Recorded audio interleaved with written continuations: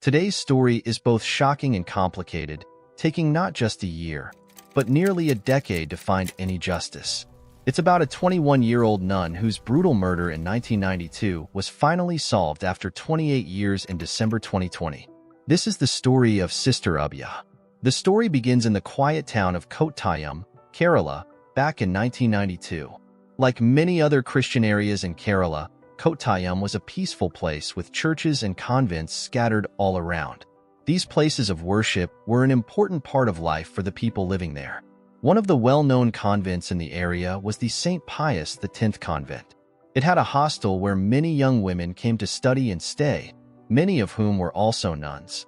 Among these women was 21-year-old Sister Abhaya, a dedicated young woman who had come to the convent to serve God and help others. Sister Abhaya was studying at a pre-degree college, and like any student, she had exams coming up. Determined to do well, she decided to wake up early one morning to get some extra studying done. She set her alarm, went to bed, and woke up around 4 a.m. After greeting a few of her friends in the convent, she sat down to begin her studies. Around that time, she felt the need to take a short break. She left her books and went to the kitchen, possibly to drink some water or splash her face with cold water to stay awake. The next morning, when the other nuns woke up, they noticed something unusual. Sister Abhaya was missing. This seemed strange to them. When they went to the kitchen, they found a water bottle with its cap open, water spilled on the floor, and one of Sister Abhaya's slippers lying there. But where was Sister Abhaya? No one knew. The search became more urgent, and soon they found Sister Abhaya's other slipper near the convent's well. When one of the nuns went near the well and looked inside, she was terrified to see Sister Abhaya's lifeless body. The fire department arrived, the police were called, and eventually, Sister Abhaya's body was pulled out of the well. The nuns and hostel residents were in complete shock. Just the night before, they had shared dinner with her, laughed, made plans for the future, and even got annoyed by her early morning alarm. Now, that same friend was being carried out lifeless from the well. The local police officer, V.V. Augustine, arrived as part of the usual process. After the body was recovered, he wrote a report, called a photographer to take pictures of the scene and the body, and then sent the body for an autopsy. During the autopsy, doctors noticed cuts and bruises, found a head injury, and listed the cause of death as drowning, even though Sister Abhaya had a head injury. The cause of death was still marked as suicide with the possibility of murder. At that time, many people found this explanation hard to believe. Why would Sister Abhaya set an alarm just to end her life? The fridge door was left open, the bottle's cap was off, water was spilled, and her slipper was left on the floor. Everything seemed too hurried. The story didn't make sense to people. Many believed that this wasn't a suicide but a murder. They also felt that someone was trying to cover up the truth, especially because the incident took place inside a convent. Sister Abhaya's death took place in a convent where hundreds of girls came to study, learn about religion, and live. Such a tragic event happening in a place like that was very unusual. This incident, along with the suspected cover-up, deeply unsettled the community. An activist named Joan Punprickle formed a committee to seek justice. On April 16th, the case was handed over to the crime branch. After a few months of investigation, the crime branch released its report, concluding that Sister Abhaya's death was a suicide. By then, Sister Abhaya had already been buried, and her clothes were destroyed, leaving very little medical evidence behind. However, the case had become a huge topic of discussion in Kerala. The media was full of stories, and people across the state were coming up with their own theories about what had really happened. The nuns were unhappy with how things were going. There was pressure from the media, from activists, and even from society itself. Naturally, the case was passed to a higher authority. The Central Bureau of Investigation, CBI, took over, and a fresh investigation began. The CBI started with a new approach, looking for fresh clues and talking to old witnesses again. Everything seemed to be moving smoothly, but then something very strange and shocking happened. A CBI officer, Vargas P. Thomas, held a press conference in 1994 and revealed something surprising. He said that he had been under pressure to declare the case as a suicide. Because of this, he chose to leave his job almost 9 years before he was supposed to retire. You can imagine the chaos that followed his statement. The case became a big news story again. People couldn't understand why it was getting so confusing. Where was this pressure coming from?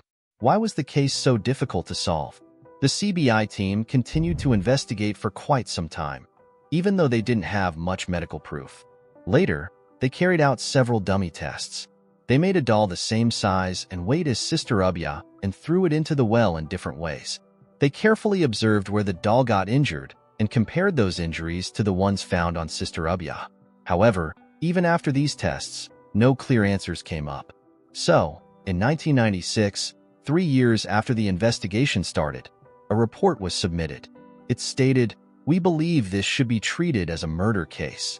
We tried everything possible to find out who might be responsible for this tragic event, but despite all our efforts, we couldn't get any solid results." For years after the incident, despite the efforts of the local police, the crime branch, and now the CBI, we still didn't know what really happened to Sister Abhaya.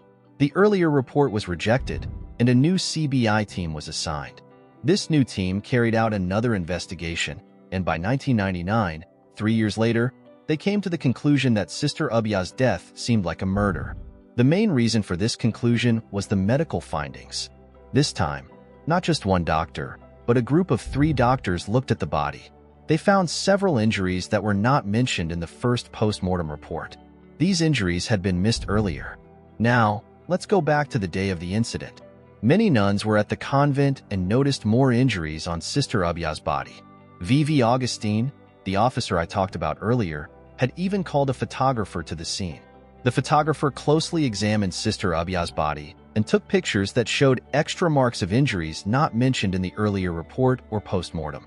When her body was taken out, many nuns were nearby, and they also saw these injuries.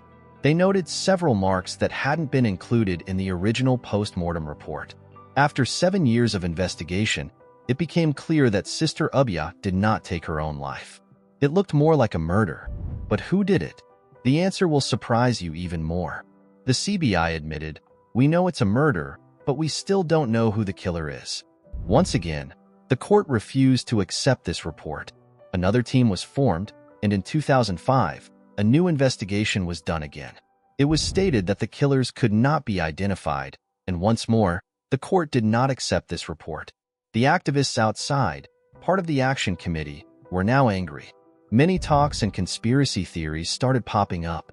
Some media reports suggested that the first investigation was poorly handled. They claimed that Sister Abhaya was buried too quickly, her clothes were burned, and even her diary was destroyed. They felt the post-mortem was incomplete and suspected that powerful people were trying to cover this up. Various theories spread quickly across Kerala. How could such a chaotic scene be part of the case? Why did the evidence disappear? Then a new team began investigating again.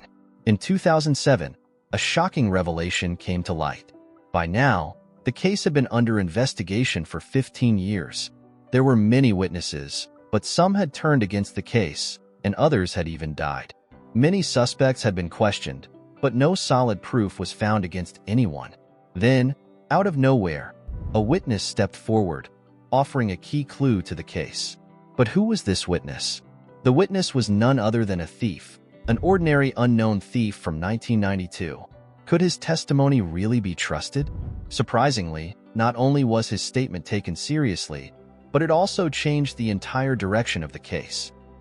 This man was a thief named Raju, who admitted that he had committed thefts around 1992.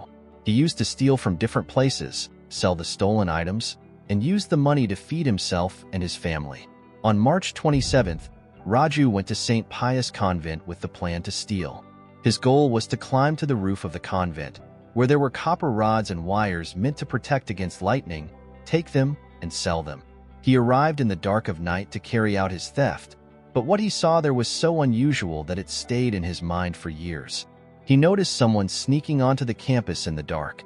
The presence of that person was very strange. He saw a priest there, Father Thomas Couture. This raised a question. What was a priest doing in such a dark and secluded place in the middle of the night? Raju had seen these two priests before. Could they be involved? He wasn't sure, but he knew enough about the case to call them suspects. This revelation added new pressure on the investigation.